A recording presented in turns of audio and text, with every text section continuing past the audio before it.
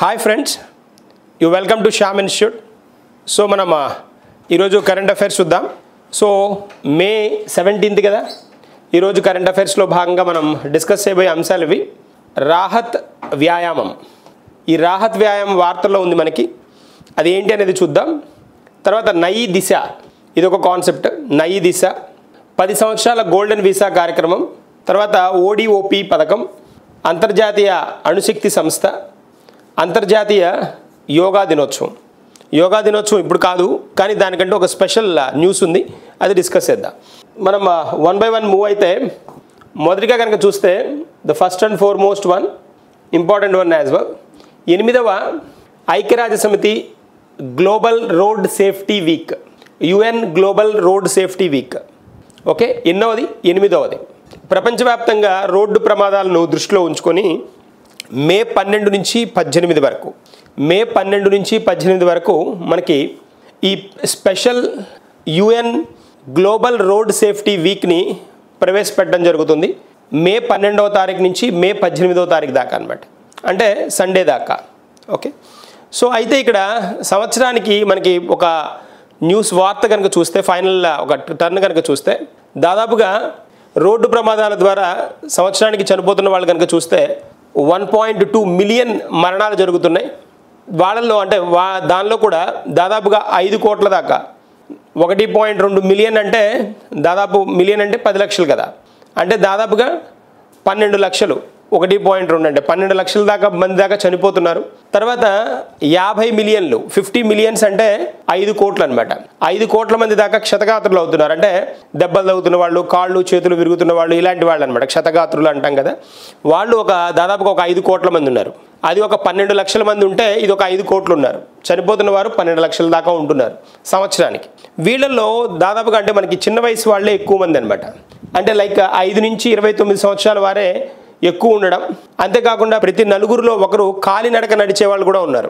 చనిపోతున్న వాళ్ళలో ప్రతి నలుగురిలో ఒకళ్ళు కాలినడక నడిచేవారు, సైక్లిస్టులు కూడా ఉన్నారన్నమాట. సైకిల్ దొక్కుతున్న వాళ్ళు, కాలినడక నడిచే వాళ్ళు కూడా ఈ క్షతగాత్రుల లిస్టులో ఉన్నారు. అంటే మొత్తం చనిపోతున్నారు అనలేము, అలా దెబ్బలు తగలచ్చు, లేకపోతే చనిపోవడం జరగచ్చు, ఇలాంటి సందర్భాలు జరుగుతున్నాయి అన్నమాట. అందుకని అవగాహన కలిగించడం కోసం రోడ్డు ప్రమాదాల నుంచి ఎలా బయటపడాలి అనే దాని గురించి అవగాహన కలిగించడం కోసం మనకి ఐక్యరాజ్య సమితి గ్లోబల్ రోడ్ సేఫ్టీ వీక్ని ఇంట్రడ్యూస్ చేసింది. ఇలాంటి సోషల్ ఇష్యూస్, సామాజిక పరమైన అంశాలు, అంతర్జాతీయమైన జాతీయ అంశమైన ఖచ్చితంగా ఎగ్జామ్లో పోస్ట్ చేస్తాడు. ప్రీవియస్గా మీరు ఒక పేపర్లు చూసుకోండి, సామాజిక సంబంధం ఉన్న అంశాలు ఏవైనా, అది ప్రపంచవ్యాప్తంగా అయినా దేశవ్యాప్తంగా అయినా వార్తల్లో నిలిచినప్పుడు వాటిని ప్రశ్నగా అడిగే సందర్భాలు ఎక్కువ. కాబట్టి మనం అది ఫోకస్ చేయాలి. 12 నుంచి 18 మేకి అనమాట ఆ వీక్ని మనం రోడ్ సేఫ్టీ వీక్గా ఏ టైం అనేది అడుగుతాడు. ఓకేనా, కాబట్టి మే 12 నుంచి మే 18 రోడ్ సేఫ్టీ వీక్ అనమాట. ఓకే, ఎవరు? యుఎన్ గుర్తిస్తోంది, యునైటెడ్ నేషన్స్ ఐక్యరాజ్య సమితి అనమాట, ఐక్యరాజ్య సమితి ప్రకారం అనమాట. తర్వాత నెక్స్ట్ వన్కి వెళ్దాం. నెక్స్ట్ వన్ చూద్దాం. ఈవిడ ఫేమస్ సింగర్ అనమాట, మనకి కనిపిస్తుంది, ఇక్కడ కనిపిస్తున్న ఆవిడ చాలా ఫేమస్ సింగర్. అస్సాంకి చెందిన గాయత్రి హజారిక. ఈవిడ అస్సాంకి చెందిన నేపథ్య గాయని అనమాట. అస్సాం గాయని, ఈవిడ నేపథ్య గాయని. ఈవిడ 44 ఏజ్ అనమాట, అంతే, 44-45 ఏజ్, చిన్నావిడ అనమాట. ఈవిడ మరణించడం జరిగింది అనమాట. సో మరణించడం జరిగింది, సడన్ హార్ట్ అటాక్ వల్ల మరణించారు, కార్డియాక్ ఇష్యూ, అరెస్ట్ వల్ల.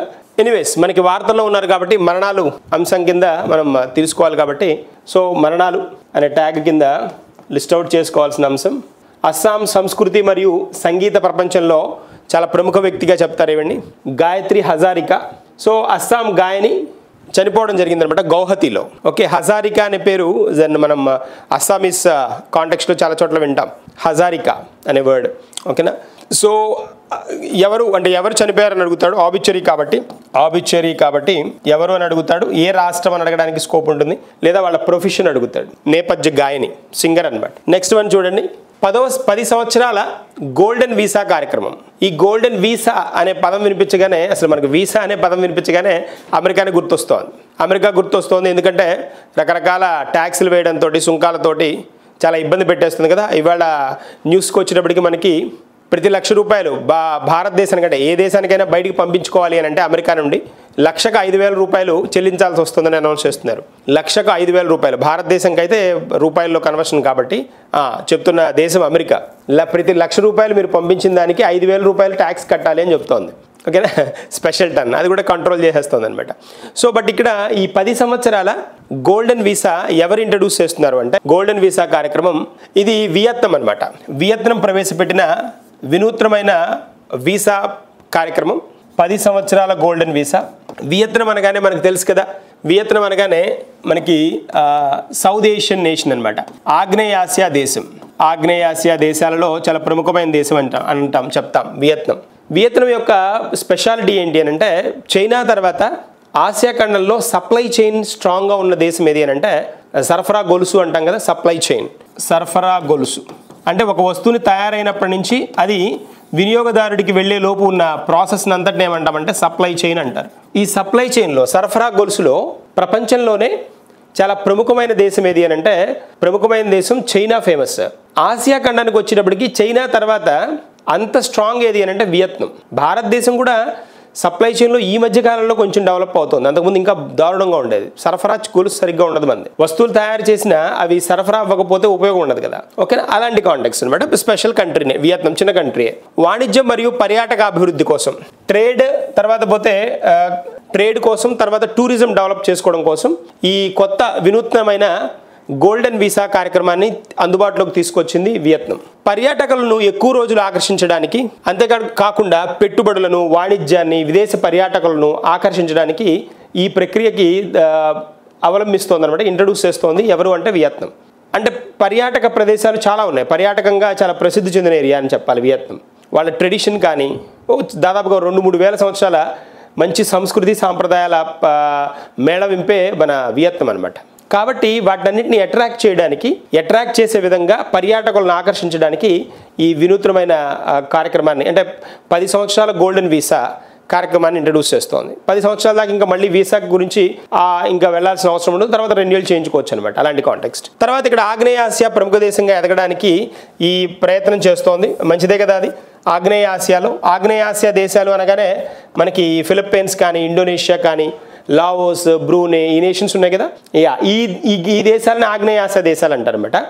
వాటిల్లో బాగా స్ట్రాంగ్గా తయారవడానికి ఈ యాక్టివిటీకి వెళ్తుంది అనమాట. తర్వాత ఇక్కడ భారత్ నుండి వియత్నాంకి వెళ్ళడానికి అంతేకాకుండా ఇక్కడ సప్లై చైన్ స్ట్రాంగ్గా ఉంటుంది ఒకటి. తర్వాత ఏంటి అంటే భారతదేశ పాత్ర కూడా ఉంది దీనిలో పర్యాటకంగా బాగా అభివృద్ధి చెందాలి వియత్నాం అంటే భారతదేశ పాత్ర కూడా ఉంది. ఎందుకు అని అంటే భారతదేశం నుంచి వెళ్ళే పర్యాటకులకే కాకుండా విదేశాల నుంచి భారతదేశానికి వచ్చిన వాళ్ళు నెక్స్ట్ చూడడానికి వియత్నాంకు వెళ్ళే విధంగా లేదా వియత్నాం వచ్చిన వాళ్ళు భారతదేశానికి వచ్చే విధంగా మనకి చాలా నెంబర్ ఆఫ్ ఫ్లైట్స్ని కూడా ఇంట్రడ్యూస్ చేసింది ఇండియన్ సివిల్ ఏవియేషన్ అనమాట.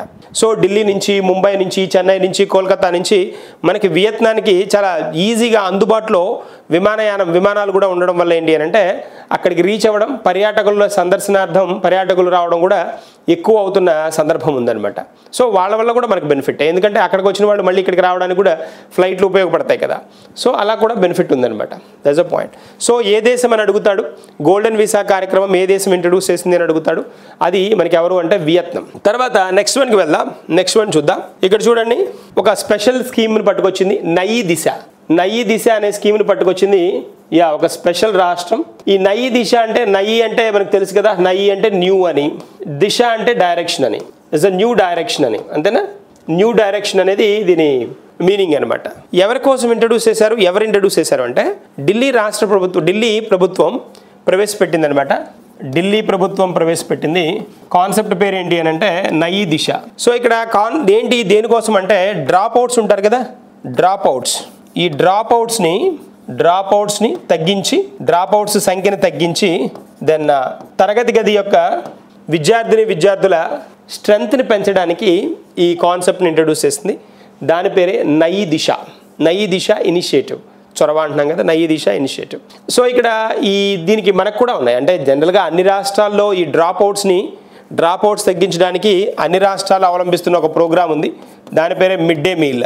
ఈ మిడ్ డే మీల్ ప్రోగ్రామ్ని ఇంట్రడ్యూస్ చేసింది దేనికి అని అంటే డ్రాప్ అవుట్స్ని తగ్గించడానికే మిడ్ డే మీల్ మధ్యాహ్న భోజన పథకం అంటాం కదా, ఈ మధ్యాహ్న భోజన పథకాన్ని ఇంట్రడ్యూస్ చేసింది డ్రాప్ అవుట్స్ తగ్గించడానికే. జనరల్గా ఆర్థిక స్తోమత లేక తల్లిదండ్రులు చదివించలేకపోయినా లేదా వాళ్ళకి చిన్నప్పటి నుంచి అంటే తర్వాత ఈ పురుషులకి తర్వాత స్త్రీలకి భేదం చూపించడం, ఆడపిల్లలను వచ్చేటప్పటికి వాళ్ళకి చదువు అవసరం లేదని ఒక స్టీరియో మైండ్ సిస్టమ్ ఉండడం, అంటే అలాగే ఆలోచిస్తుంటారు. రూరల్ ఏరియాలో ఇప్పటికి కూడా ఉంది, ఇంకా కొన్ని ప్రాంతాల్లో ఆలోచిస్తూ ఉంటారు ఆడపిల్లలకి చదువు ఎక్కువ అక్కర్లేదు అనేసి. But wrong. ఆడవాళ్ళు దాన్ని ఎంత స్టేజ్కి వెళ్తున్నారో చూడండి. కల్నల్లు, లెఫ్టినెంట్ కల్నల్లు, తర్వాత పోతే నెక్స్ట్ ఎయిర్ మార్షల్ ఆ పొజిషన్కి కూడా వెళ్తున్న సందర్భాలు కనిపిస్తున్నాయి. జెట్స్ని ప్లే చేస్తున్నారు, జెట్స్ని రాణిస్తున్నారు, జెట్స్లో ప్రయాణం చేస్తున్నారు. ఇంత అడ్వాన్స్డ్గా ఉన్న సిస్టంలో కూడా ఇంకా నెగిటివ్ టర్న్స్ ఉండకూడదు, థాట్స్ ఉండకూడదు కదా. సో అందరు ఈక్వలే, ఎవ్రీబడి ఈజ్ ఈక్వల్ అనే కాంటెక్స్ట్ కింద మనకి mid day meal program concept ఏంటి అంటే మధ్యాహ్న భోజన పథకం. వాళ్ళ ఉద్దేశం ఏంటి అంటే మధ్యాహ్నం దాకా స్కూల్కి వచ్చి వెళ్ళిపోయే విద్యార్థులు ఉంటారు, వాళ్ళని నిలుపుదల వాళ్ళని ఆపచ్చు అనేది ఉద్దేశం. బట్ మన దగ్గర ఆ సిస్టమ్ వేరుగా ఉంటుంది కదా. మధ్యాహ్నం దాకా వచ్చి తినేసేసి వెళ్ళిపోయే స్టూడెంట్స్ కూడా ఉంటారు, విఐపి స్టూడెంట్స్ ఉంటారు అనమాట. అలా సో కాన్సెప్ట్ ఎప్పుడో టర్న్ అయిపోతుంది. ఇది మనకి ఈ మిడ్ డే మీల్ స్కీమ్ అనే కాన్సెప్ట్ ఎక్కడి నుంచి వచ్చిందంటే బ్రిటిష్ వాళ్ళు ఇంట్రడ్యూస్ చేసిన, బ్రిటిషర్స్ 1870s 74లో ఇంట్రడ్యూస్ చేసిన లంచ్ బాక్స్ అనే కాన్సెప్ట్. ఈ లంచ్ బాక్స్ అనే కాన్సెప్ట్ని ఇన్స్పిరేషన్గా తీసుకొని తమిళనాడు గవర్నమెంట్ ఫస్ట్ ఈ మిడ్ డే మీల్ అనే ప్రోగ్రామ్ ఇంట్రడ్యూస్ చేసింది భారతదేశంలో. ఓకేనా, that is a concept. Next మనకి వెళ్దాం. నెక్స్ట్ మనకి ఏ రాష్ట్రం ఇది, ఎక్కడ ఎవరు ఇంట్రడ్యూస్ చేశారు, రాష్ట్రం లేదా కేంద్రపాలిత ప్రాంతం ఏది అంటే ఢిల్లీ అని చెప్పుకోవాలి. That's a point. Nayi Disha new direction drop అవుట్స్ని కంట్రోల్ చేయడానికి. రాహత్ అనేది ఇది ఎక్సర్సైజ్, వ్యాయామం. దేనికి సంబంధించిన వ్యాయామం అనేది చూద్దాం ఒకసారి. రాహత్. సో ఇక్కడ మనకు కనిపిస్తోంది డిజాస్టర్ రిలీఫ్ కోసం జరుగుతున్న యాక్టివిటీస్ జరుగుతున్నాయి. వరదల్లో చిక్కుకున్న వాళ్ళని తీసుకురావడం, లేకపోతే రెస్క్యూ టీమ్స్ వచ్చి రెస్క్యూ ఆపరేషన్స్ చేయడం, ఇలాంటివి మనం జనరల్గా చూస్తూ ఉంటాం. ఇదిగోండి ఇక్కడ ఈ కేరళ లాంటి చోట్ల మనం చూస్తే చాలాసార్లు ఆ వరదల్లో, కేరళలో లాస్ట్ టైం అదే కదా, అక్కడి నుంచి రెస్క్యూ చేయడం ఎక్కడైనా. తర్వాత నార్త్ ఈస్టర్న్ స్టేట్స్లో ఈశాన్య రాష్ట్రాలు ఉన్నాయి కదా, వాటిల్లో కూడా జనరల్గా ఇలాంటి ప్రాబ్లమ్స్ వచ్చినప్పుడు, అంటే ఈ వరదలే రాక్కర్లేదు, విపత్తులు ఏవచ్చినా, ప్రకృతి వైపరీత్యాలు ఏవచ్చినా, అలా ఈ రాహత్ వ్యాయామం ఇది 3 రోజుల వ్యాయామం అనమాట. 3 days ఎక్సర్సైజ్. ఇది ఎప్పటి నుంచి ఎప్పటిదాకా అంటే మే 13 నుంచి మే 15 దాకా. మే 13 నుంచి 15 వరకు 13, 14, 15 3 రోజులు అనమాట. సో ఇండియన్ ఆర్మీ ఇంజనీర్లు మరియు national disaster relief force NDRF వీళ్ళిద్దరి సౌజన్యంతో ఈ విపత్తు ముందు చర్యలు, అంటే విపత్తు రావడానికి ముందు జాగ్రత్తగా ఉండాలి. అది చాలా ఇంపార్టెంట్. అంటే ప్రిపేర్డ్గా ఉండాలి, ప్రిపేర్డ్నెస్ అనమాట. ప్రిపేర్డ్నెస్ అంటాం. లేదా ముందుగానే ఎలర్ట్గా ఉండాలి. విపత్తు వస్తుంది రెగ్యులర్గా. ఫర్ ఎగ్జాంపుల్ ఇప్పుడు మీకు చెన్నై చూసారనుకోండి, తమిళనాడు చూసారనుకోండి. తమిళనాడులో చెన్నై సిటీ పర్టికులర్గా కొన్ని మంత్స్ని వాళ్ళు ఏమంటారంటే డేంజర్ మంత్స్ అంటారు. అక్టోబర్, సెప్టెంబర్ ఏదో ఒక ప్రాబ్లం వస్తూ ఉంటుంది వాళ్ళకి రెగ్యులర్గా. మనం దాని నుంచి ఏం నేర్చుకోవాలి, దాని నుంచి నేర్చుకోవాల్సిన గుణపాఠం ఏంటి, ఖచ్చితంగా ఈ మంత్లు రాబోతున్నాయి కాబట్టి వాటి ముందు ఎలర్ట్గా ఉండాలి. అప్పుడు వచ్చిన ఆ ప్రాబ్లం వచ్చినా హ్యాండిల్ చేయగల కెపాసిటీ ఉండాలి. ఒక్కొక్కసారి అక్కడ తీవ్ర స్థాయిలో వర్షాలు పడతాయి, వర్షాలు అధికంగానే ఉంటాయి. తర్వాత పొద్దున బాగా డ్రై కూడా ఎక్కువగా ఉండే ఏరియా అది చెన్నై. వర్షాలు పడ్డాయి అనుకోండి, మొసళ్ళు రోడ్డు మీదకి వచ్చే విధంగా వర్షాలు పడతాయి, నీటి గుంటలు ఆగిపోతాయి, అలా ఉంటుంది అక్కడ. సో అలాంటి ప్రాంతం అనమాట. అలా ఇప్పుడు మనకి ప్రిపేర్డ్నెస్ ఉండాలి. ఇక్కడ కూడా అంతే అనమాట. విపత్తు ముందు చర్యల గురించి అవగాహన మరియు నిర్వహణ చర్యలు జరపడానికి ఈ రాహత్ వ్యాయామాన్ని మనకి నాగాలాండ్లో ప్రారంభించారనమాట. ఎక్కడ? నాగాలాండ్, ఈశాన్య రాష్ట్రమైన నాగాలాండ్లో ఈ ప్రోగ్రామ్ని ఇంట్రడ్యూస్ చేయడం జరిగింది. వ్యాయామం పేరు ఏంటి అంటే రాహత్. తర్వాత నెక్స్ట్ వన్కి వెళ్దాం. ఇక్కడ చూద్దాం. ఇది బుక్ అనమాట, ఒక స్పెషల్ పర్సన్ రాసిన బుక్. న్యాయస్థానం యొక్క కథనం అనేది ఈ టైటిల్, ఒక సబ్ టైటిల్ కింద అనుకోవాలి మనం. ఇదేంటి అని అంటే narratives of the bench,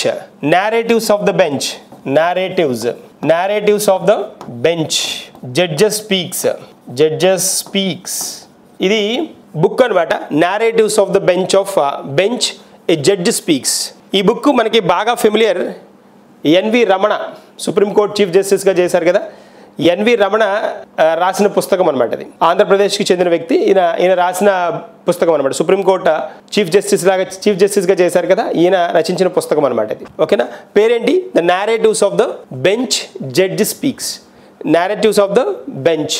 so మనకి ఇక్కడ బుక్స్, అందులో స్వీయ చరిత్రలు, ఆటోబయోగ్రఫీలు ఉన్నాయంటే స్వీయ చరిత్ర అంటే వాళ్ళ ఎక్స్పీరియన్స్లు వాళ్ళు రాస్తుంటారు కదా, అలాంటి వాటి మీద ఖచ్చితంగా ఫోకస్ చేస్తాడు. అందులో ఆంధ్రాకి చెందిన వ్యక్తి, chief justice of India. Chief justice 48వ చీఫ్ జస్టిస్ కదా, 48th chief justice CJI of India, 48వ చీఫ్ జస్టిస్ అనమాట. మీరు నాకు ఇప్పుడు కమెంట్స్లో రీసెంట్గా వచ్చిన చీఫ్ జస్టిస్ ఆఫ్ ఇండియా ఎవరు, ఎన్నో వ్యక్తి అనేది నోట్ చేయండి, టర్న్ చేయండి. Chief justice of India, supreme court ప్రధాన న్యాయమూర్తి, రీసెంట్గా వచ్చిన పర్సన్ ఎవరు, ఎన్నో వ్యక్తి అనేది నాకు కమెంట్ చేయండి. ఓకేనా? సో ఇది ఫస్ట్ క్వశ్చన్, ఇవాళ కమెంట్లోది ఫస్ట్ క్వశ్చన్. ఓకేనా? నెక్స్ట్ వన్కి వెళ్దాం. సో ఇక్కడ దీనిలో ఈ పుస్తకంలో రాజ్యాంగంకి సంబంధించిన చట్టాలు, criminal justice, economic regulation, environmental protection, మానవ హక్కులు, హ్యూమన్ రైట్స్ గురించి దీనిలో ప్రస్తావించడం జరిగిందనమాట. ఈ అన్ని అంశాలన్నింటినీ, ఆర్థికపరమైన అంశాలు, ఆర్థికపరమైన, తర్వాత నెక్స్ట్ క్రిమినల్ జస్టిస్, తర్వాత పర్యావరణానికి సంబంధించిన అంశాలను కూడా ఈయన హైలైట్ చేయడం జరిగిందనమాట. ఓకేనా? That is a point. Next వన్కి వెళ్దాం. ODOP, one district one product. One district one product, ఒక జిల్లాకి ఒక ఉత్పత్తి. ప్రోడక్ట్ అంటే ఒక వస్తువు, ఒక ఉత్పత్తి అని అండి, ఒక ఉత్పత్తి చేసిన వస్తువు అందా. ఈ కాన్సెప్ట్, ఈ పథకం ఓడిఓపి పథకం ఎప్పుడో మనకి లాంగ్ బ్యాక్ ఇంట్రడ్యూస్ చేసిన పథకం మనకి. దాన్ని అయితే ఇక్కడ ఇది ఎందుకు వార్తల్లో ఉంది అని అంటే, ఇది వార్తల్లో ఉండడానికి రీజన్ ఏంటి అని అంటే, ఈ వన్ డిస్ట్రిక్ట్ వన్ ప్రోడక్ట్ అనే ప్రోగ్రామ్ని ప్రధానమంత్రి మనకి 2018లో ప్రవేశపెడితే, 2018లో ప్రవేశపెట్టారు. దీని ముఖ్య ఉద్దేశం ఏంటి అని అంటే, ప్రతి జిల్లా నుంచి ఏవేవైతే ప్రముఖమైన వస్తువులు, అక్కడ బాగా మార్కెట్ చేయబడిన, మార్కెట్ విలువ ఉన్న వస్తువులు ఏవైతే ఉన్నాయో వాటి ఉత్పత్తిని దేశవ్యాప్తంగా లేక ఎగుమతి చేయడానికి కూడా సులువుగా ఉండే విధంగా చేయాలి అనేది ఒక కాన్సెప్ట్. సో అదే ఓడిఓపి. 2018 జనవరి మనకి 24న దీన్ని ప్రవేశపెట్టడం జరిగింది, ఈ పథకాన్ని, ఓడిఓపి పథకం.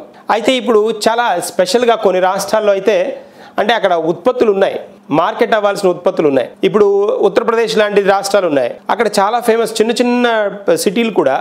బదోహి అనే ఒక సిటీ ఉంటుంది, జౌన్పూర్ అని ఉంటుంది.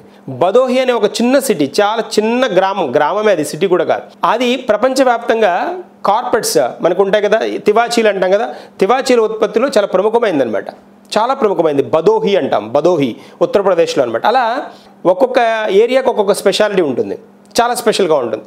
సో ఇప్పుడు మనకు కూడా ఆంధ్రప్రదేశ్లో కూడా వచ్చి మనకి చాలా ఏటికొప్పాక ఉంది, బొమ్మలకు ఫేమస్. అట్లా చాలా రకరకాల ఉత్పత్తులు ఒక్కొక్క చోట తయారయ్యే ఉన్నాయన్నమాట.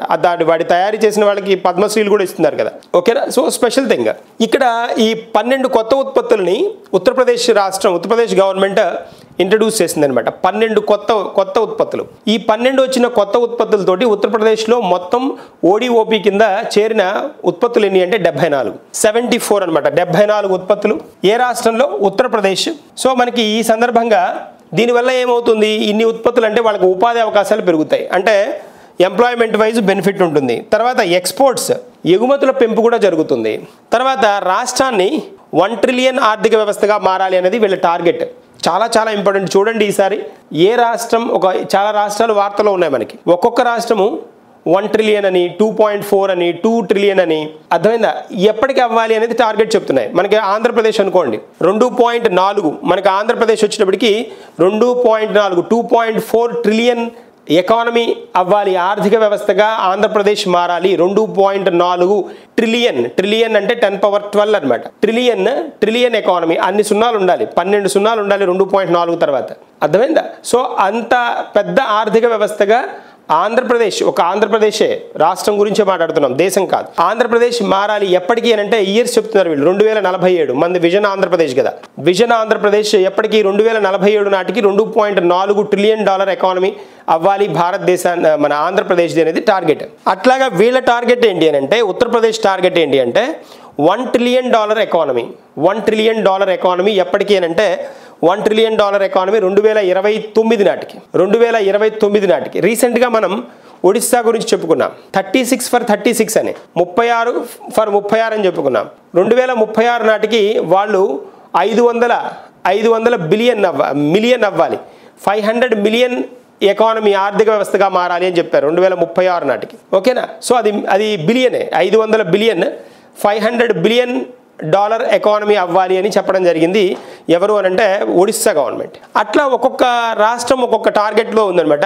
ఇక్కడ మనం చూస్తే ఆంధ్రప్రదేశ్ 2.4 ట్రిలియన్ ఎకానమీ 2047 నాటికి, గుజరాత్ వచ్చినప్పటికి 1 ట్రిలియన్ ఎకానమీ 2030 నాటికి, కేరళ వచ్చినప్పటికి 1 ట్రిలియనే 2047 నాటికి. కేరళ 2047 నాటికి 1 ట్రిలియన్, మనం ఆ 2047 నాటికి 2.4 ట్రిలియన్ ఆంధ్రప్రదేశ్.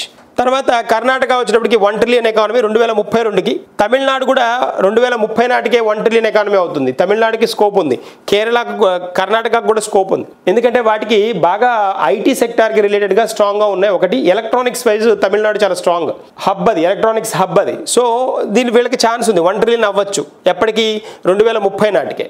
తర్వాత మహారాష్ట్ర వచ్చినప్పటికి 2028 నాటికి 1 ట్రిలియన్ అని అనౌన్స్ చేస్తుంది. 2028 నాటికి మహారాష్ట్ర, 2029 నాటికి ఉత్తరప్రదేశ్ 1 ట్రిలియన్ ఎకానమీస్ ఇవి. తర్వాత తమిళనాడు 2030, కర్ణాటక 2032, గుజరాత్ కూడా 2030, గుజరాత్ కూడా 2030 నాటికి 1 ట్రిలియన్. అయితే ఇక్కడ ఒక్క ఆంధ్రప్రదేశ్ చూడండి, ఇవన్నీ 1 ట్రిలియనే. ఆంధ్రప్రదేశ్ ఒకటే 2.4 ట్రిలియన్ చెప్తోంది ఎప్పటికైనా 2047 నాటికి. విజన్ 2047 అని చెప్పారు కదా, దట్స్ అ పాయింట్. సో ఇది మనకి ఓడిఓపి పథకం చాలా ఇంపార్టెంట్. రీసెంట్గా ఏ రాష్ట్రం అని అడుగుతాడు, ఉత్తరప్రదేశ్ ఇంట్రడ్యూస్ చేసింది 12 కొత్త ఉత్పత్తుల్ని. మొత్తం ఇప్పుడు ఉత్తరప్రదేశ్ ఉత్పత్తులు ఎన్ని అంటే 74. సో నెక్స్ట్ వన్కి వచ్చాం, అంతర్జాతీయ మొక్కల ఆరోగ్య దినోత్సవం. అంతర్జాతీయ మొక్కల ఆరోగ్య దినోత్సవం ఇది మనం 12 మేన అబ్జర్వ్ చేయడం జరిగింది. 12 మేని అంతర్జాతీయ మొక్కల ఆరోగ్య దినోత్సవంగా జరుపుకుంటారు. International day for plant health, international day for plant health అంట. 12 మే అనమాట. మొక్కల ఆరోగ్యం ద్వారా, మొక్కలు ఆరోగ్యంగా ఉండడం ద్వారా మనకి చాలా ప్రయోజనాలు మనకి ఇండైరెక్ట్గా ఉంటాయి. మొక్కలు ఆరోగ్యంగా ఎదిగాయి అనుకోండి, పెరిగాయి అనుకోండి, ఆకలి దప్పులు ఉండవు. అంటే హంగర్ అనేది ఉండదు, ఆకలి ద్వారా చనిపోయే వాళ్ళు ఉండరు. దాదాపుగా మనం డిపెండ్ అవుతోంది, మన ఆహారం డిపెండ్ అయ్యేది 80% మొక్కల ద్వారానే. మనకి దాదాపుగా 98% ఆక్సిజన్ వచ్చేది మొక్కల నుంచే. మరి అన్నప్పుడు చాలా ప్రముఖమైన పాత్ర కదా వాటిది.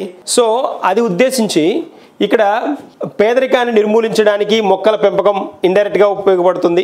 తర్వాత జీవ వైవిధ్యం, బయోడైవర్సిటీ ఉంది కదా, జీవ వైవిధ్యాన్ని మనం పెంపొందించుకోవాలన్నా కూడా మనకు కావాలి. తర్వాత ఆర్థికాభివృద్ధిని కాపాడడానికి కూడా, ఆర్థికాభివృద్ధిని కాపాడడానికి కూడా మనకి ఏం కావాలి అని అంటే మొక్కల పెంపకం, మొక్కలు ఆరోగ్యంగా ఎదగడం, పెరగడం కావాలి. That is a point. So దీన్ని మనం ఎప్పుడు మే 12ని అంతర్జాతీయ మొక్కల ఆరోగ్య దినోత్సవంగా జరుపుకుంటాం.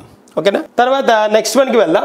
5వ ఏషియన్ ఇండియా యువ summit, 5th Asian India youth summit connecting the youth shaping our future. ఇది 5వ ASEAN India meeting, India youth summit అనమాట. యూత్ సమ్మిట్ ఇది మనకి గోవాలో జరగబోతోంది. గోవాలో నెక్స్ట్ మంత్ జూన్ 28 నుంచి ఆగస్టు 1 దాకా జరుగుతుంది 2025లో.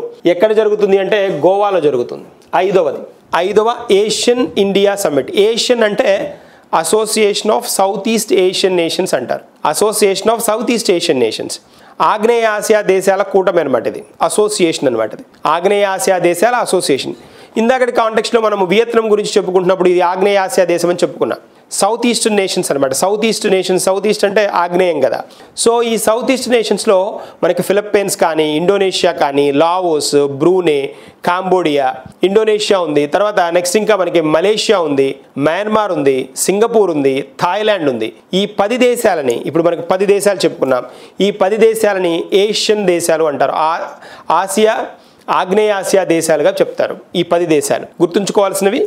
సో ఈ వీటిల్లో మనకి ఈ ఆగ్నేయ ఆసియా దేశాలు, భారత్, ఆగ్నేయ ఆసియా దేశాల్లో భారత్ సభ్య దేశం కాదు, దానిలో అబ్జర్వర్ మాత్రమే. ఆగ్నేయ ఆసియా దేశాల్లో కాదనమాట. ఎందుకంటే ఆగ్నేయ ఆసియా దేశాలంటే సౌత్కి ఈస్ట్కి మధ్యలో ఉండేవి, సౌత్ ఈస్ట్ నేషన్స్ కదా. మనం ఉన్నది సౌత్లో కదా, మనం ఉన్నది దక్షిణ భాగంలో కదా. ఆసియా ఖండంలో మనం దక్షిణ భాగంలో ఉన్నాం.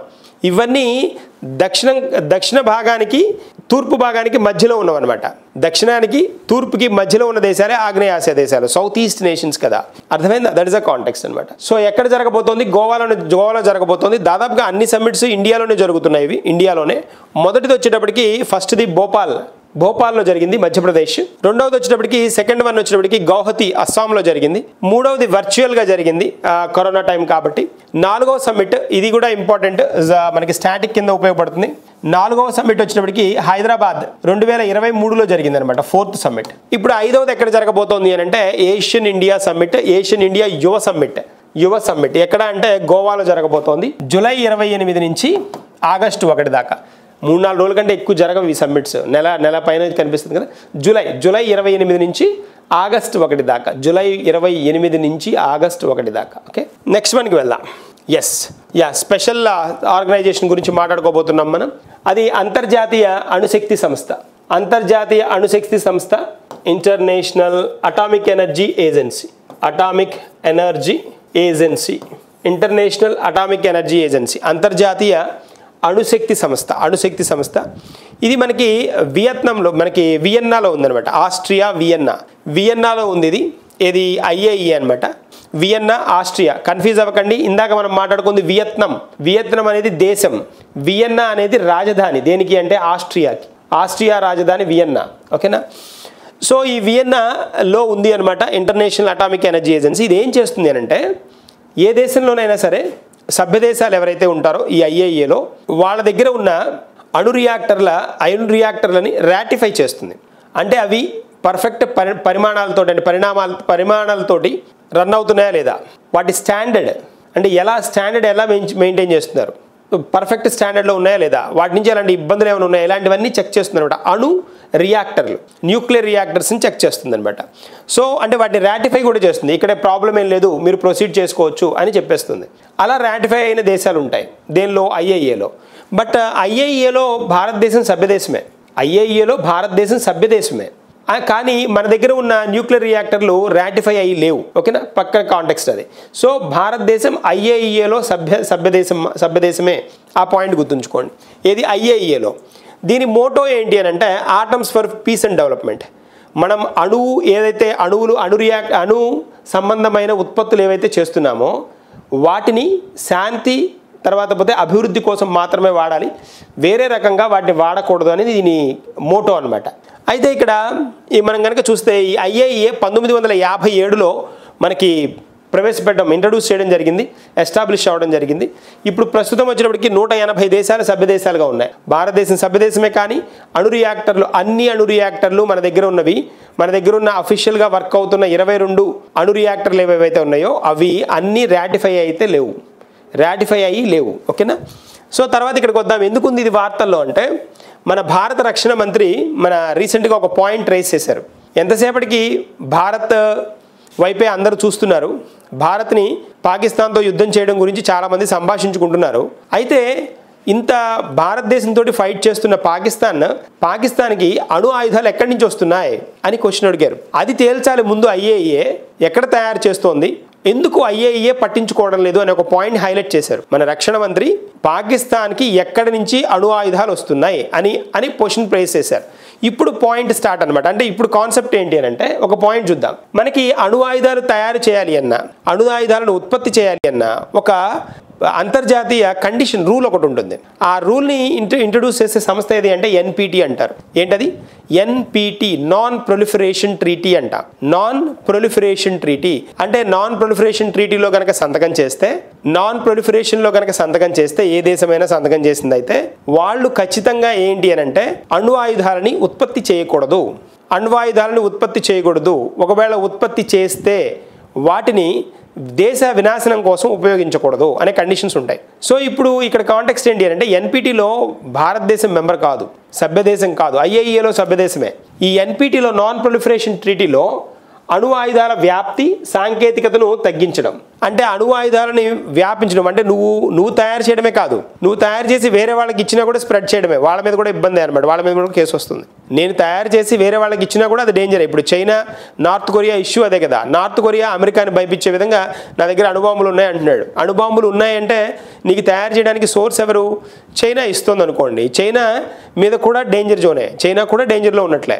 అర్థమైందా? సో అలాగనమాట. కానీ చైనా NPTలో సంతకం ఉన్న దేశం, NPTలో సైన్ చేసిన దేశం అనమాట. నేను తయారు చేసిన దేశ వినాశనం కోసం నేను వాడనని చెప్తున్న దేశం అనమాట. సో ఇలాంటి కాంటెక్స్ట్. అయితే ఇక్కడికి వచ్చినప్పటికి ఏంటి అంటే ఈ NPT అనే అగ్రిమెంట్, ట్రీటీ అంటే అగ్రిమెంట్, ఒప్పందము 1970లో మనకి 1970లో ప్రారంభించారనమాట దీన్ని. ఎందుకు అనంటే అప్పటికే మనకి 2 యుద్ధాలు అయ్యాయి, ప్రపంచ యుద్ధాలు అయ్యాయి. ఇంకా శాంతిని కోరుకోవాలి కానీ ఒక దేశం ఇంకో దేశం మీద ఫైట్ చేయకూడదనే ఉద్దేశంతో అనమాట. సో దాదాపుగా దీనిలో 191 దేశాలు సభ్య దేశాలుగా ఉన్నాయి. తర్వాత పర్మనెంట్ దేశాలు ఉన్నాయి కదా, మనకి ఐక్యరాజ్య సమితిలో పర్మనెంట్ దేశాలు P5 దేశాలు అంటాం కదా, ఆ P5 దేశాలు కూడా దీనిలో సభ్యత్వం ఉన్న దేశాలు అనమాట.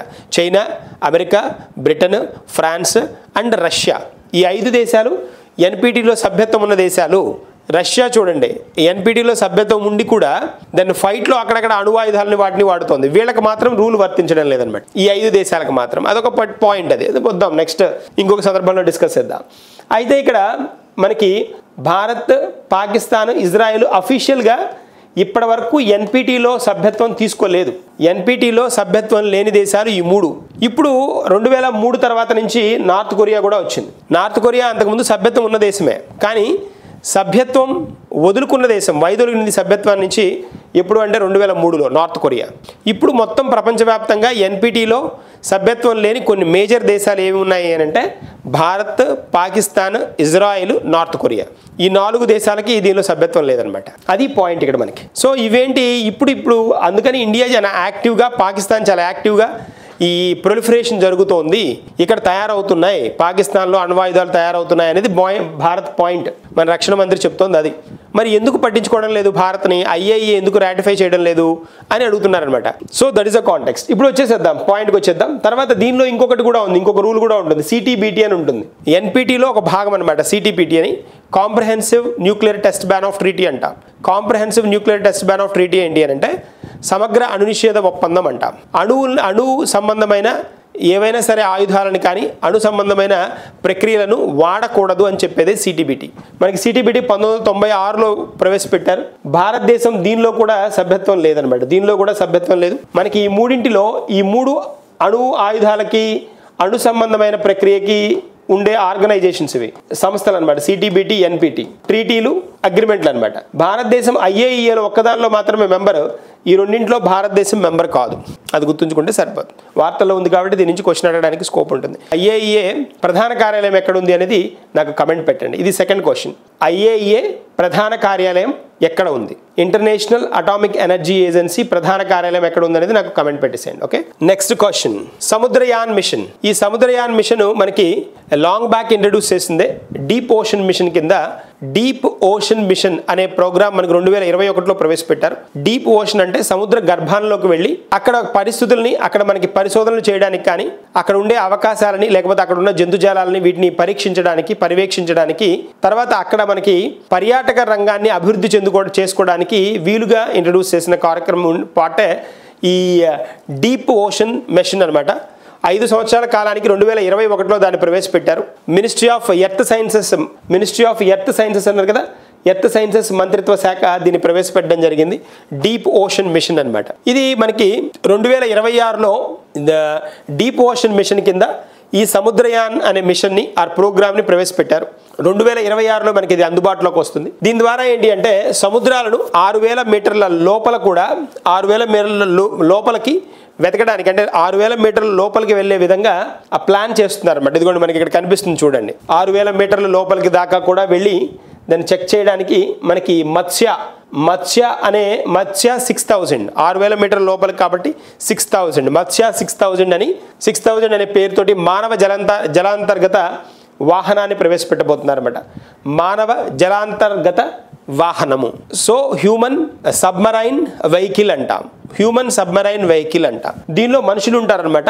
వీళ్ళు 6000 మీటర్ల లోపల దాకా వెళ్ళడానికి స్కోప్ ఉంటుంది. దేనిలో అంటే సముద్రంలో వెళ్ళి అక్కడ వీళ్ళు పరిశోధనలు చేయడానికి కానీ, పర్యాటక రంగాన్ని అభివృద్ధి చేయడానికి అవకాశాలు ఉన్నాయా లేదా అని చెక్ చేయడానికి కానీ, అక్కడుండే జీవరాశి ఏవైతే ఉంటాయో వాటి మనుగడ ఎలా ఉంది, అవి మనకి ఏ పరిస్థితుల్లో ఉపయోగపడతాయి అన్నింటినీ చెక్ చేయడానికి అనమాట. సో మత్స్య 6000. సో ఇలాంటి వ్యవస్థ ఇప్పటి వరకు మనకు ఉన్నది ఒక యుఎస్ దగ్గర, అమెరికా దగ్గర ఉంది, రష్యా దగ్గర ఉంది ఇలాంటి వ్యవస్థ, ఫ్రాన్స్ దగ్గర ఉంది, చైనా ఉంది, జపాన్ ఉంది. ఈ 5 దేశాల తర్వాత భారతదేశం 6వ దేశంగా మారుతుంది 2026లో దీన్ని ప్రవేశపెట్టిన తర్వాత అనమాట. భారతదేశం 6th కంట్రీ అవుతుంది. వీటి రీసెర్చ్ కోసం మనకి సముద్రయాన్ కాన్సెప్ట్ రీసెర్చ్ కోసం NIOT అని ఉంటుంది, national institute of ocean technology అంటాం. అది చెన్నైలో ఉందన్నమాట ఆ సంస్థ. NIOT, national institute of ocean technology. Samudrayaan గురించి ఉన్న రీసెర్చ్ అంతా, పరిశోధన అంతా మనకి NIOT అనమాట. ఓకేనా, ఈ కార్యక్రమానికి సంబంధించిన అంశాలన్నీ. ఎక్కడది? చెన్నై. మూవ్ అవుదాం. ఇంపార్టెంట్ వన్ ఇది, ఫోకస్ చేయండి. నెక్స్ట్ వన్కి వెళ్దాం.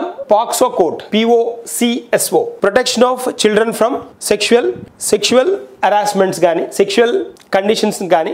సో వాటిని చెక్ చేయడానికి ఇంట్రడ్యూస్ చేసిన కార్యక్రమమే పాక్సో అనమాట. పాక్సో చట్టం కూడా ఉంది మనకి. ప్రొటెక్షన్ ఆఫ్ పాక్సో చూద్దామా. ప్రొటెక్షన్ ఆఫ్ చిల్డ్రన్ ఫ్రమ్, ఇది కూడా ఇంపార్టెంటే కదా, full form. Children from sexual offences, protection of children from sexual offences, POCSO. So ఈ పాక్సో చట్టం మనకి 2012లో ప్రవేశపెట్టారు. ఇది మనకి తెలుసు.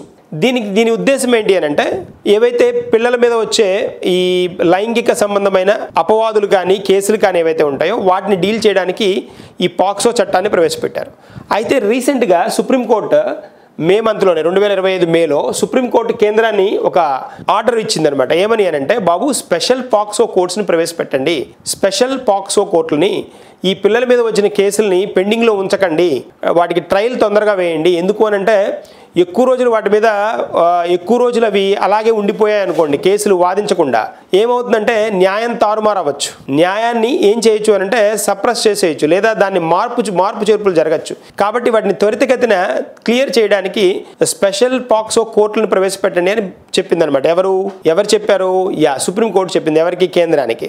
దానికి అనుగుణంగా వీళ్ళు ఏం చేశారు అని అంటే, ఈ స్పెషల్ పాక్సో కోర్టులను ఇంట్రడ్యూస్ చేయమని అనౌన్స్ చేయడం జరిగింది. చిన్నపిల్లలపై వచ్చే లైంగిక వేధింపులకు ఆ రకమైన ఫిర్యాదులు ఏవైతే ఉంటాయో వాటిని 1 మంత్లో క్లియర్ చేయాలి అనే ఉద్దేశంతో అనమాట. త్వరితగతిన న్యాయం అందించాలి అనే కాంటెక్స్ట్లో 30 రోజుల్లోపు కనుక ఈ ఆధారాలను కనుక ప్రవేశపెట్టారు అని అంటే వాటిని క్లియర్ చేసేయాలి. మాక్సిమం 1 ఇయర్ టైంలో వాటికి సరైన న్యాయం జరగాలి అనేది తీర్పు అనమాట, చెప్తుంది అనమాట సుప్రీంకోర్టు. సంవత్సరం లోపు తీర్పు కూడా ఇచ్చేసేయాలి, వాటిని పెండింగ్ పెట్టకండి. అందుకోసమని స్పెషల్ పాక్సో కోర్టుని ప్రవేశపెట్టండి అని సుప్రీంకోర్టు చెప్పడం జరిగిందనమాట. అందుకని మనకి ఇది వార్తల్లో ఉంది. పాక్సో చట్టం 2012. నెక్స్ట్కి వెళ్దాం. కజిరంగా.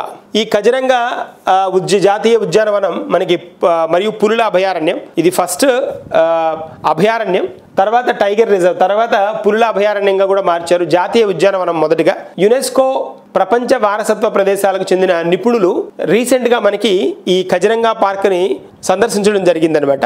ఆ సందర్భంగా ఏంటి అని అంటే, ఇక్కడ ఉన్న కొత్తగా వచ్చిన జంతుజాలాలు ఏవైతే ఉన్నాయో వాటన్నిటిని లిస్ట్ చేసుకోవడానికి, వాటి మీద ఒక డాక్యుమెంటరీ నోట్ చేసుకోవడానికి వీళ్ళు రావడం జరిగిందనమాట. అందుకని ఇది మనకి వార్తల్లో ఉంది. సో ఇది ఎప్పటి నుంచో మనకి ప్రపంచ వారసత్వ ప్రదేశాల్లో, యునెస్కో గుర్తించిన వారసత్వ ప్రదేశాల్లో ఉంది. మనకి తెలుసు కదా, Kaziranga national park, Kaziranga tiger reserve అస్సాంలో మనకి. దీనికి కజిరంగా జాతీయ ఉద్యానవనంగా ఇది 1985లో గుర్తింపు చెందిందనమాట. 1985లో జాతీయ ఉద్యానవనంగా దీన్ని గుర్తించారు. మనకి పులుల అభయారణ్యంగా 2006లో గుర్తించారు అనమాట. టైగర్ రిజర్వ్గా 2006లో దీన్ని గుర్తించడం జరిగింది. ఇప్పుడు ప్రెసెంట్ వార్తల్లో ఉంది కాబట్టి ఏ రాష్ట్రం అని అడగచ్చు, లేదా దానికి సంబంధించిన అంశాలను ఏదైనా ఫోకస్ చేయడానికి ఛాన్స్ ఉంటుంది. ఇక్కడ మనకి బ్రహ్మపుత్ర నది పరివాహక ప్రాంతంగా ఉంటుంది. ఈ అభయారణ్యానికి చెందిన జీవుల గురించి డాక్యుమెంట్ చేయడానికి, సమాచారాన్ని డాక్యుమెంట్ చేయడానికి ఈ యునెస్కో ప్రపంచ వారసత్వ ప్రదేశాలకు చెందిన అఫీషియల్స్ ఇక్కడికి రావడం జరిగింది అనమాట. That is a point. Next మనకి వెళ్దాం. పుష్కర కుంభ్ మరియు సరస్వతి పుష్కరాలు. ఈ మహాకుంభ్ ఇలాంటివి విన్నాం కదా, కుంభమేళా విన్నాం కదా. ఇక్కడ వచ్చినప్పటికి పుష్కర కుంభ్ ఇప్పుడు ప్రజెంట్ వార్తల్లో ఉన్న కాంటెక్స్ట్ ఏంటి అని అంటే ఈ పుష్కర కుంభ్ అనమాట. పుష్కర కుంభ్ తర్వాత సరస్వతి పుష్కరాలు, ఈ రెండు మనకి వార్తల్లో ఉన్నాయి. ఇప్పుడు కనుక మనం ఒకసారి అబ్జర్వ్ చేస్తే, ఈ కాంటెక్స్ట్ కనుక చూస్తే 12 సంవత్సరాలకు ఒకసారి వస్తాయి మనకి పుష్కరాలని తెలుసు. ఇక్కడ పుష్కర కుంభ్ ఎక్కడ అబ్జర్వ్ చేస్తున్నారంటే మనకి ఉత్తరాఖండ్లో అనమాట. ఈ సరస్వతి పుష్కరాలు ఎక్కడ అంటే, సరస్వతి పుష్కరాలు మనకి తెలంగాణలో అబ్జర్వ్ చేస్తున్నారు. జనరల్గా గురువు అంటే మనకి రాశుల ప్రకారం గురువు ఎప్పుడైతే మిథునంలోకి వస్తారో అప్పుడు పుష్కరాలు జరుగుతూ ఉంటాయి. పుష్కరాలని హోల్డ్ చేస్తున్నారు. ఒక్కొక్క నదికి ఒక్కొక్కసారి 12 సంవత్సరాలకు ఒకసారి పుష్కరాలు వస్తాయి. సో ఇప్పుడు ఇక్కడ ఉత్తరాఖండ్లో పుష్కర కుంభ్ ఉత్తరాఖండ్, సరస్వతి పుష్కరాలు తెలంగాణ అనమాట. ఇవి ఏ సందర్భాల్లో అంటే, ఇక్కడ మనకి ఉత్తరాఖండ్లోని కేశవ్ ప్రయాగ్ అంటే ఆ సంగమం అంటాం కదా, ప్రయాగ సంగమం అంటాం కదా. ఈ కేశవ్ ప్రయాగ్లో అలకానంద సరస్వతి నదుల మధ్య ఈ కేశవ్ ప్రయాగ్ మనకి ఆ రెండు కలిసే ప్లేస్ అనమాట. అక్కడ పుష్కరాలు వచ్చాయి. దాన్నే మనం పుష్కర కుంభ్ అంటున్నాం ఉత్తరాఖండ్లో. ఇది ఎక్కడ? అలకానంద సరస్వతి నదులు అనమాట. ఈ రెండు అనమాట. దీనికి చాలా స్పెషాలిటీ కూడా ఉంది. ఈ అలకానంద సరస్వతి నదులు ఈ రెండు కలిసే ఆ సంగమం ఏదైతే ఉందో అక్కడే మనకి వేదవ్యాసుడు మహాభారతాన్ని రాశాడని, రామానుజాచార్య తర్వాత మధ్వాచార్య వీళ్ళకి జ్ఞానోదయం అయింది కూడా అక్కడేనని చెప్తారనమాట. అంటే నానుడి హిస్టరీ అనమాట అది. సో అదే తెలంగాణకు వచ్చినప్పటికీ ఇక్కడ త్రివేణి సంగమం ఉంది. ఈ త్రివేణి సంగమం మనకి ఈ కాళేశ్వరం మనకి ప్రాజెక్ట్ కూడా ఉంది కదా, అక్కడ 2 నదుల సంగమం అనమాట. అంటే గోదావరి మరియు తర్వాత ప్రాణహిత నదుల సంగమమే మనం పుష్కరాలుగా చెప్పుకుంటున్నాం, సరస్వతి పుష్కరాలుగా. సో అక్కడ మనకి ఫేమస్ వన్ ఏంటి అంటే ముక్తేశ్వర స్వామి టెంపుల్ ఉంటుంది, శివుడు టెంపుల్ అనమాట. అది ఫేమస్ వన్ అనమాట. That is a point. So Pushkara Kumbh మరియు సరస్వతి పుష్కరాలు. నెక్స్ట్ మనకి వెళ్దాం. So Chandrayaan 5 mission. ఈ చంద్రయాన్ 5 మిషన్ కనుక మనం అబ్జర్వ్ చేస్తే ఇది చంద్రయాన్ 1-2 చూసాం. చంద్రయాన్ 1-2 వచ్చేటప్పటికి ఆర్బిటర్ బేస్డ్ లూనార్ ఎక్స్ప్లోరేషన్ అంటారు దీన్ని. చంద్రయాన్ 1-2లో మనం చేసింది ఏంటంటే ఆ ఆర్బిట్ చుట్టూ తిరుగుతూ లూనార్ ఎక్స్ప్లోరేషన్ అంటే చంద్రుడి గురించిన అంశాలని మనం ఆ కక్షలోనే తిరుగుతూ గమనించాం. చంద్రయాన్ 1లో 2లో. చంద్రయాన్ 3కి వచ్చేటప్పటికి ల్యాండర్ రోవర్ బేస్డ్గా ఆ చంద్రుడి మీదకి ల్యాండర్ని రోవర్ని పంపించాం. చంద్రయాన్ 4కి వచ్చేటప్పటికి శాంపిల్ రిటర్న్ మిషన్ అనమాట. చాలా ఇంపార్టెంట్, ఇది కన్ఫర్మ్ క్వశ్చన్ అనుకోండి. చూడండి, చంద్రయాన్ 4 కన్ఫర్మ్ పక్కా అడుగుతాడు, 100% అడుగుతాడు. చంద్రయాన్ 4 వచ్చేటప్పటికి శాంపిల్ రిటర్న్ మిషన్ అంటే చంద్రుడి మీద నుంచి కొన్ని నమూనాలను శాంపిల్ని భూమి మీదకి తీసుకొచ్చే ప్రయోగం అనమాట చంద్రయాన్ 4. బట్ ఇప్పుడు చంద్రయాన్ 5కి వచ్చినప్పటికీ ఏంటి అంటే ఇది దీన్నే మనం లూపెక్స్ అంటున్నాం. లూనార్ ఎక్స్ప్లోరేషన్ కింద చెప్పుకుంటున్నాం దీన్ని. లూనార్ పోలార్ ఎక్స్ప్లోరేషన్ కింద చెప్తున్నా. దీని ద్వారా ఏంటి అని అంటే లూనార్ వోలటైల్ మెటీరియల్ను స్టడీ చేయడానికి అనమాట. లూనార్ పైన ఉన్న వోలటైల్ మెటీరియల్ ఉంటుంది కదా, వోలటైల్ అంటే మనకి వోలటైల్గా ఉంటాయి, అంటే ఎవాపరేట్ అయిపోయి అలా వెంటనే మాయమయ్యే ఉంటాయి కదా వోలటైల్ మెటీరియల్ ఏవైతే ఉంటాయో వాటిని చెక్ చేయడానికి చంద్రయాన్ 5ని మనం ఇంట్రడ్యూస్ చేస్తున్నాం. ఎవరి సహకారంతో అంటే జపాన్ సహకారంతో. దీనిలో మనకి జపానే కాదు, చాలా కంట్రీస్, చాలా మిషన్స్ సహాయపడుతున్నాయి. ల్యాండర్ వచ్చేటప్పటికి భారత్ తయారు చేస్తుంది చంద్రయాన్ 5లో. ల్యాండర్ భారత్, రోవర్ వచ్చేటప్పటికి జపాన్ ఇస్తోంది.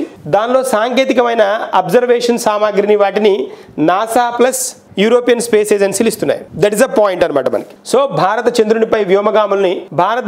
చంద్రుడిపైకి వ్యోమగామిని 2040కి పంపిస్తామని చెప్తోంది. వ్యోమగామిని ఆస్ట్రోనాట్ అనమాట చంద్రుడి మీదకి ఎప్పటికీ 2040 నాటి. నెక్స్ట్ మనకి వెళ్దాం. సిక్కిం వార్తల్లో ఉంది. సిక్కిం రాష్ట్ర హోదా 16 మేన సిక్కింకి రాష్ట్ర హోదా వచ్చింది. 36వ రాజ్యాంగ సవరణ చట్టం ద్వారా 1975లో సిక్కింని రాష్ట్రంగా గుర్తించడం జరిగింది, 22వ రాష్ట్రంగా. 371A అధికరణ ప్రత్యేక ప్రావిన్స్ని మనకి సిక్కింకి ప్రొవైడ్ చేస్తుంది అనమాట. 371A అధికరణ లేదా ఆర్టికల్ అంటాం కదా, ఈ ఆర్టికల్ ప్రకారం సిక్కింకి ప్రత్యేక ప్రావిజన్స్ హోదాని కలగజేస్తుంది అనమాట. ఇది సిక్కింకి 1975 కదా స్టార్ట్ అయింది. 75 అంటే 2025కి 50 సంవత్సరాలు. అంటే దీన్ని ఏమనాలి మనం, గోల్డెన్ జూబ్లీ అనమాట. గోల్డెన్ జూబ్లీ సెలబ్రేషన్ ఎవరికి, సిక్కింకి. ఓకేనా. నెక్స్ట్ మనకి వెళ్దాం. ప్రపంచ టెలికమ్యూనికేషన్ మరియు సమాచార సమాజ దినోత్సవం. ఈ పర్టికులర్ డేన మే 17th మనకి దాదాపుగా 3 ఇంపార్టెంట్ డేస్ ఉన్నాయి, 3 ఇంపార్టెంట్ డేస్ ఉన్నాయి. బ్లడ్ ప్రెషర్ డే కూడా ఇవ్వాలి, టెలికమ్యూనికేషన్స్ డే ఇవ్వాలి, దాంతోపాటు సమాజ దినోత్సవం కూడా. సో మే 17th అనమాట. ఈ టెలికమ్యూనికేషన్స్ మరియు సమాజ దినోత్సవానికి మనకి ఇతివృత్తం ఏంటి అని అంటే, ఇతివృత్తం gender equality in digital transformation.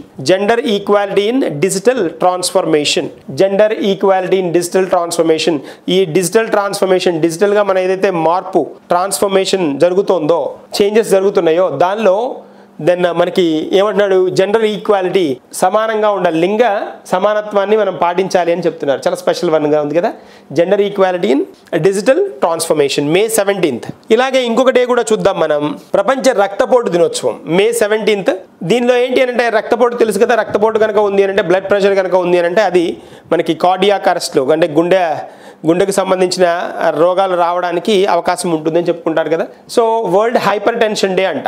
Hyper tension day, రక్తపోటు దినోత్సవం. దీని ఏంటి అని అంటే is a focusing on the practical solutions to reduce the global burden of hyper tension. ఇది దీనికి ఇతివృత్తం అనమాట.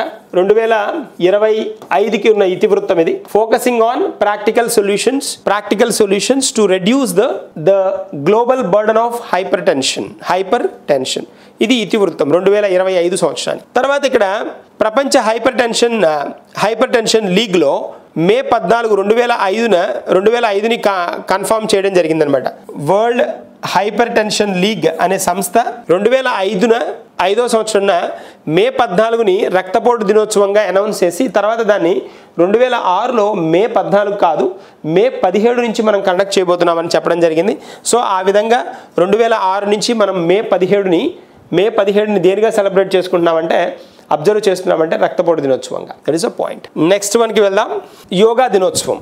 యోగా దినోత్సవం అంతర్జాతీయ యోగా దినోత్సవం మనకి జూన్ 21నే. అది జూన్ 21నే. అయితే ఈ జూన్ 21కి దాదాపుగా 5 లక్షల మందిని గ్యాదర్ చేయాలి అని మన రాష్ట్ర ప్రభుత్వం ఫోకస్ చేస్తోంది. ఎక్కడ జరగబోతోంది అని అంటే 2025 జూన్ 21న జరగబోతున్న అంతర్జాతీయ యోగా దినోత్సవం మనకి ఆంధ్రప్రదేశ్లోని విశాఖపట్నంలో జరగబోతోంది అనమాట. సో ఇక్కడ జూన్ 21న ముఖ్య అతిథిగా పాల్గొనబోతున్న ప్రధాని మోడీ ముఖ్య అతిథిగా. అంతేకాకుండా 29 నుంచి 4 వారాల ప్రచార కార్యాచరణ జరగబోతోంది. జూన్ 5 నుంచి వారం పాటు నియోజకవర్గాల్లో ప్రచారం. అంతేకాకుండా జూన్ 17 నుంచి విద్యా సంస్థల్లో కూడా అవగాహన కార్యక్రమాలను ప్రవేశపెడతామంటున్నారు. జూన్ 17 నుంచి అంటే జూన్ 12 తర్వాత స్కూల్ స్టార్ట్ అవుతాయి కాబట్టి 17 నుంచి అవగాహన ప్రోగ్రాంలు కూడా స్టార్ట్ చేస్తామంటున్నారు. చాలా ప్రెస్టీజియస్గా ఇవాళ మనకి హైలైట్ చేశారు. 5 లక్షల మంది దాకా గ్యాదర్ కావచ్చు అక్కడ ఆ ప్రోగ్రామ్కి, అంతర్జాతీయ యోగా దినోత్సవంకి అనేది ప్లాన్ అనమాట. ఇది 11వ అంతర్జాతీయ యోగా దినోత్సవం అనమాట మనకి ఇక్కడ జరగబోతోంది. 11వ అంతర్జాతీయ యోగా దినోత్సవం. సో మనకి ఈ యోగా దినోత్సవాలు స్టార్ట్ అయింది ఎప్పుడు అని అంటే 2014 కదా. 2014 జూన్ 21 నుంచి నరేంద్ర మోడీ ఫస్ట్ టైం ప్రధాని అయిన ఆ టైం నుంచే అనమాట. 2014 జూన్ 21 నుంచి అంతర్జాతీయ యోగా దినోత్సవాన్ని మనం సెలబ్రేట్ చేసుకుంటున్నాం. ఇది 11వది అనమాట. ఇవి మనకి ఇవాళ కరెంట్ అఫైర్స్. రేపటి కరెంట్ అఫైర్స్ కలుద్దాం, మరికొన్ని కాన్సెప్ట్స్ డిస్కస్ చేద్దాం. Thank you and all the best.